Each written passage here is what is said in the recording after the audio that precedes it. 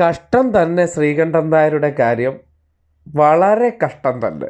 ഒരു കമൻറ്റ് വായന കേൾക്കാനിടയായി.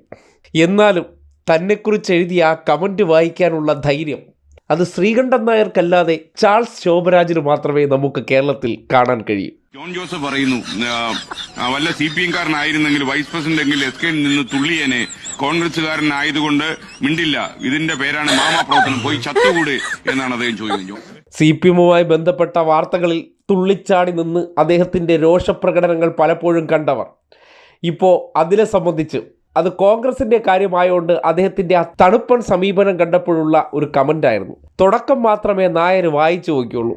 അവസാനം എത്തിയപ്പോൾ വായിക്കാൻ പറ്റാത്ത അവസ്ഥയുമായി. അതുകൊണ്ടാണ് പോയി ചത്തൂടെ എന്നുള്ള വാചകം പോലും വായിച്ച് അദ്ദേഹം അക്ഷോഭ്യനായി അങ്ങ് നിന്നത്. എന്നാൽ ശ്രീകണ്ഠൻ നായരെ സമ്മതിക്കണം. ലൈവിൽ നിന്ന് ചത്തൂടെ എന്നൊക്കെ വായിച്ചിട്ട് പ്രേക്ഷകരോട് വീണ്ടും അടുത്ത വാർത്ത വായിക്കാനുള്ള ആ ഒരു തുലിക്കട്ടിയുണ്ടല്ലോ, അതിലെയാണ് നമ്മൾ കാണാതെ പോരുതെന്ന് പറയുന്നത്. ഈ അടുത്ത കാലത്തായിട്ട് ശ്രീകണ്ഠൻ നായർക്ക് കണ്ടകശനിയാണെന്ന് പറയേണ്ടി വരികയാണ്. കാര്യം എവിടെ പോയാലും ആൾക്കാരുടെ പരിഹാസവും പട്ടിത്താറ്റും മാത്രം കാണേണ്ട ഒരവസ്ഥ. ഏതൊരു നിലയിൽ നിന്നൊരു മനുഷ്യനാണ്.